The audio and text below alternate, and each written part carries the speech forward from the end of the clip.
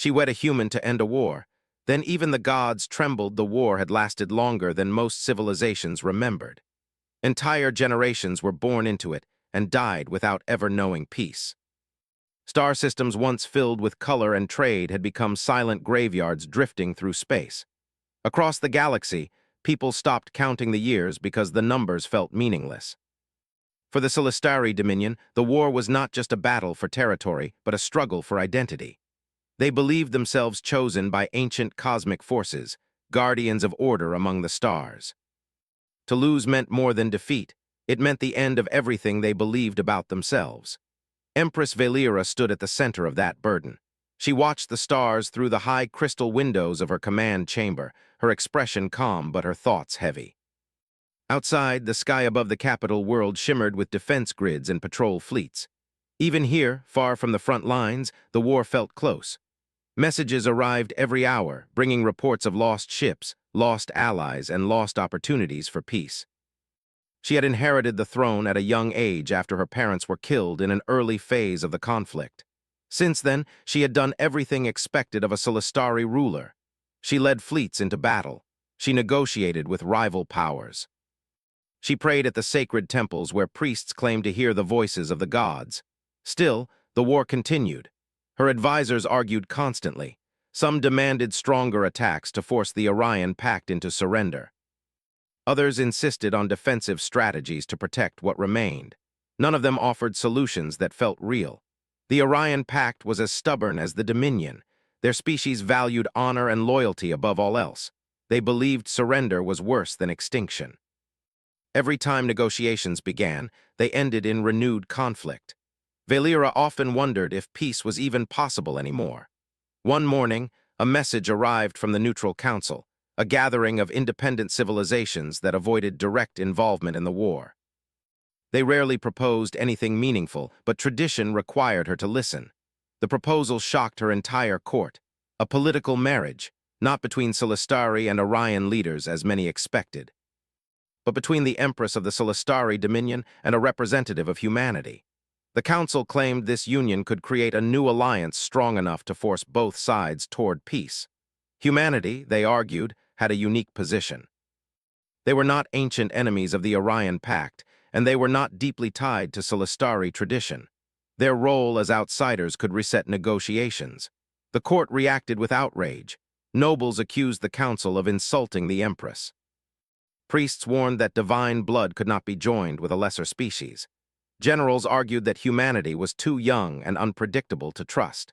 Humanity had only joined the interstellar stage 2 centuries earlier. Compared to species that had traveled the stars for thousands of years, they were considered newcomers. Their technology was impressive, but their culture was still seen as unstable.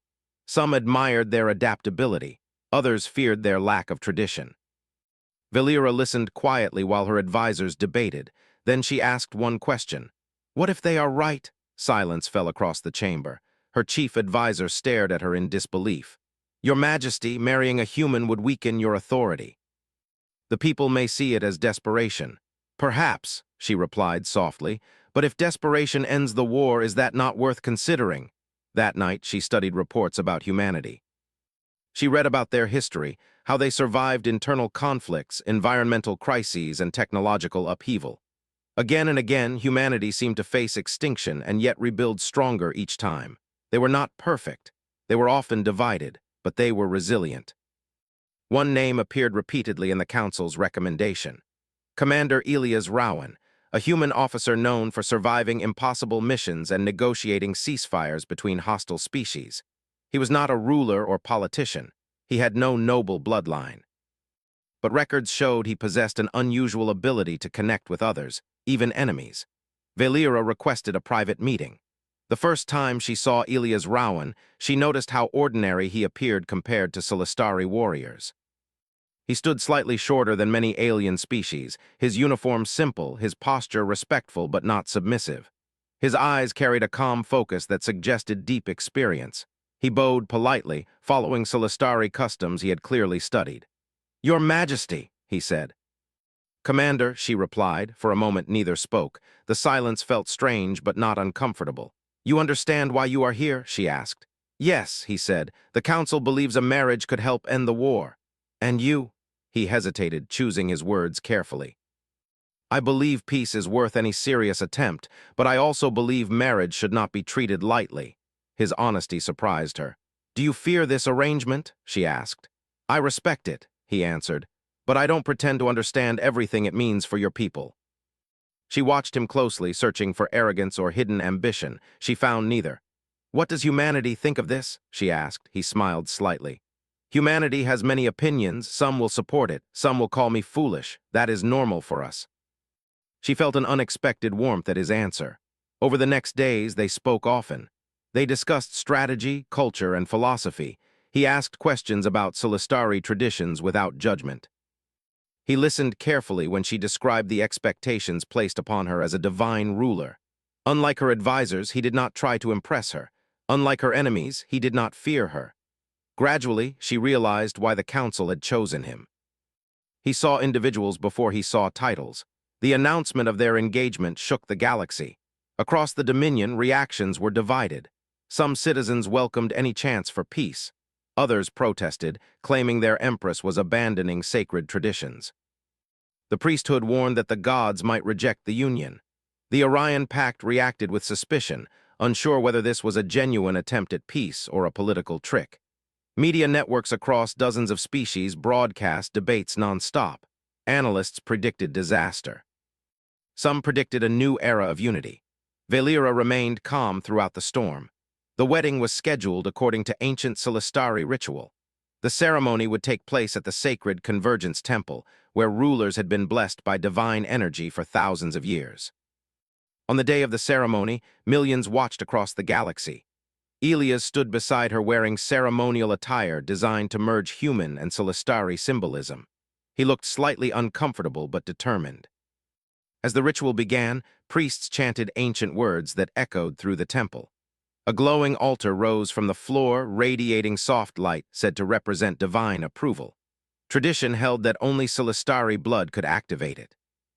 When Valera placed her hand upon the altar, the light brightened as expected. Then she turned to Elias. For a brief moment, uncertainty flickered in her eyes. He met her gaze calmly and placed his hand beside hers. The temple filled with sudden brilliance. The altar responded. Light expanded outward, flowing around both of them. Gasps echoed from the priests and observers. Some fell to their knees in shock. The divine energy did not reject the human. It embraced him. Far beyond the temple, sensors recorded unusual energy signals spreading across space. Ancient monitoring systems activated automatically, responding to patterns not seen in centuries. Valera felt a strange warmth surround her, as though unseen eyes were watching closely. The ceremony continued, but everything had changed. Somewhere beyond the visible universe, ancient beings stirred. The war that had defined an age paused, as if the galaxy itself held its breath. And though few realized it yet, the marriage meant to end a war had awakened forces older than history itself. The wedding changed more than politics. It changed how people looked at the future. Across the Dominion, many still debated whether the Empress had made a wise decision, but something inside the galaxy had shifted. The war that once felt endless now felt uncertain, as if it had reached a turning point no one fully understood. After the ceremony, Empress Valera and Elias Rowan moved into the central palace overlooking the capital city. The palace had once been built for rulers who stood alone, surrounded by servants and guarded by tradition. Now its halls felt different. Human customs blended slowly with Solistari rituals. Advisors whispered that this new balance might either save the Dominion or weaken it. Elias never behaved like a royal husband. He did not sit quietly behind the throne or allow others to speak for him. Instead, he listened, observed, and asked questions that surprised everyone around him. He spent long hours studying reports from the front lines, learning the details of the war that had shaped his new home. Generals expected him to interfere without understanding, but he did the opposite. He first listened to their experiences, learning the strengths and weaknesses of both sides. Many officers grew uneasy because he noticed patterns they had ignored for years.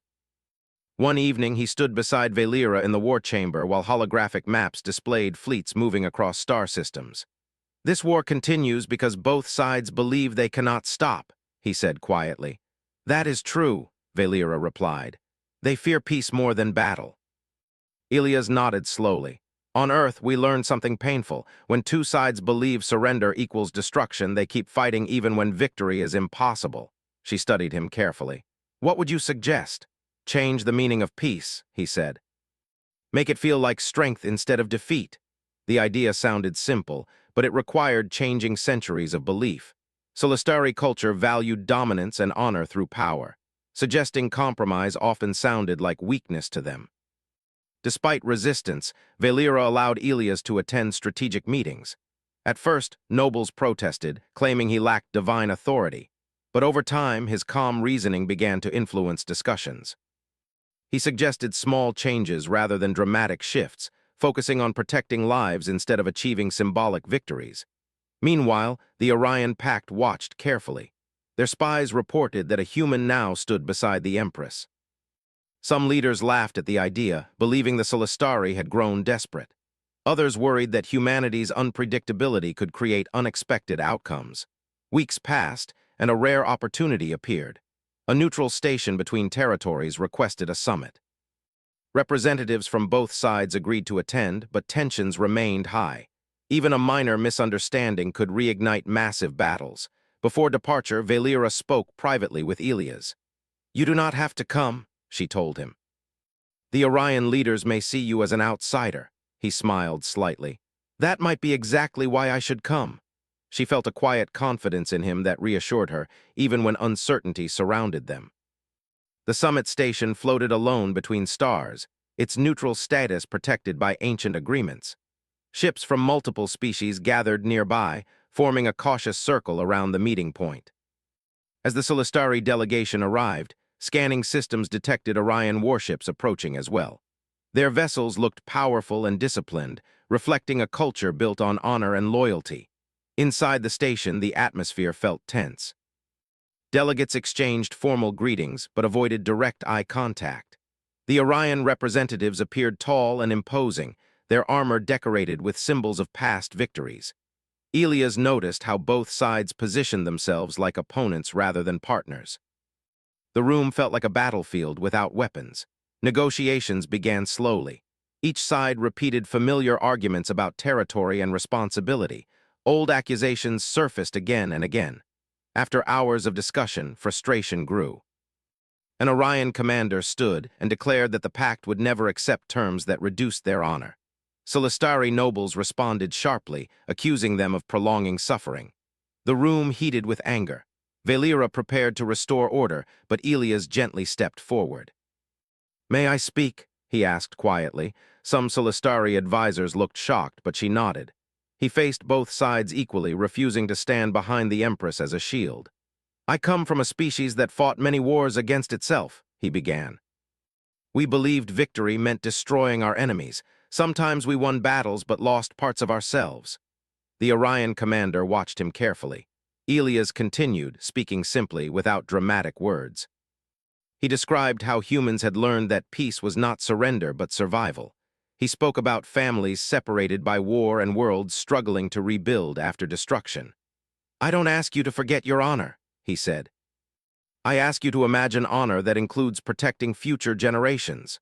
His words did not change everything immediately, but they slowed the rising tension. Suddenly, alarms echoed through the station. Sensors detected unexpected energy spikes outside. Several unidentified ships appeared near the summit zone, their origin unclear. Defensive systems activated automatically, and both delegations feared betrayal. Orion guards reached for weapons. Solistari soldiers moved into defensive positions. The fragile peace nearly shattered. Elias moved quickly toward the observation window, studying the unknown ships. They did not match known Orion or Dominion designs. "Stand down," he said firmly to both sides. "If you attack each other now, whoever sent those ships wins." Valera felt a surge of respect for his calm leadership. She ordered her guards to hold position. After tense moments, scans revealed that the ships were ancient automated drones left behind from earlier conflicts. Their systems had activated because of the unusual energy signals triggered during the wedding ceremony. The realization shocked everyone. The divine energy had awakened forgotten technology. Slowly, the tension eased. Later, during a private discussion, Orion leaders invited Elias aboard their flagship for direct talks. Many Solistari advisors warned against it, fearing a trap. Elias accepted anyway.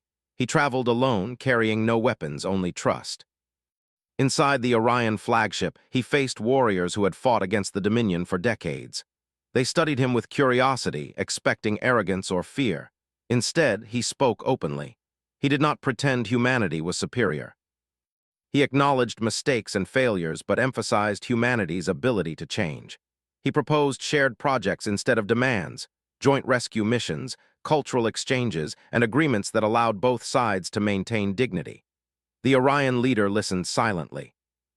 "You are not like the Solistari rulers we have known," the commander said. "I'm not trying to replace them," Elias replied. "I'm trying to help them survive." Hours passed as they discussed possibilities that once seemed impossible. Meanwhile, far away in the depths of space, ancient cosmic entities observed the changes unfolding. The divine energy awakened during the wedding had drawn their attention.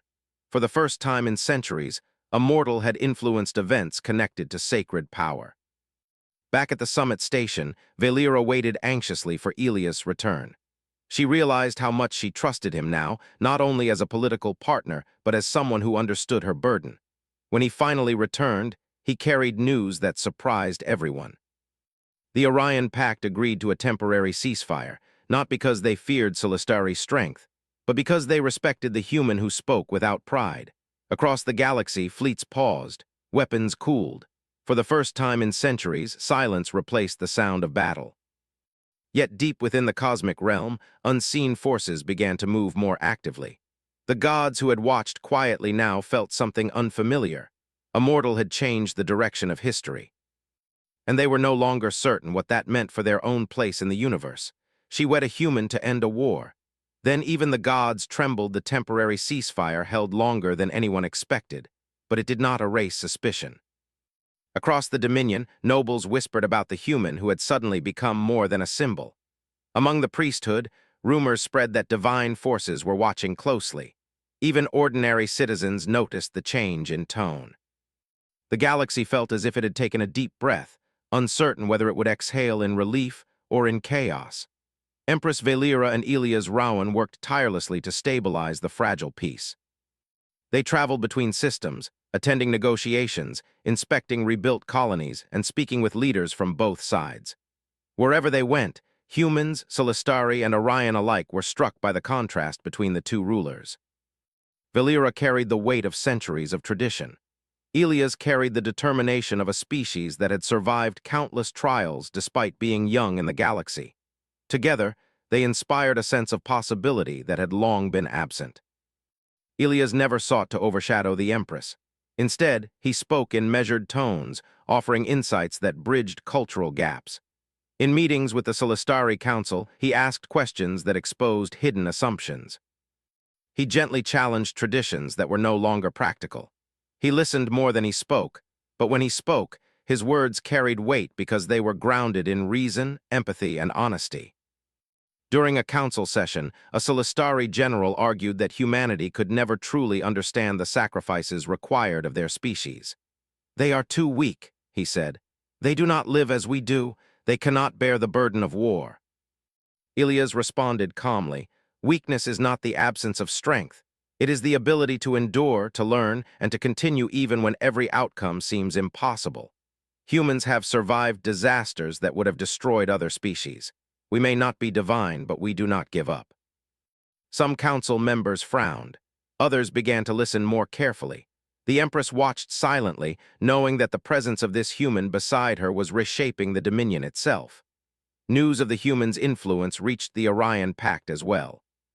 Some leaders feared it, believing that the Dominion now had an unpredictable ally.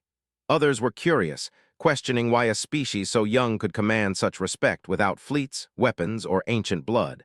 A crisis soon tested the fragile peace. On the outskirts of a contested system, a group of rogue Orion ships attacked a neutral mining colony. Reports indicated civilian casualties. Both the Dominion and the Orion Pact mobilized forces, assuming that the other side had broken the ceasefire. The galaxy braced for renewed conflict. Valera called an emergency meeting. Advisors urged immediate retaliation.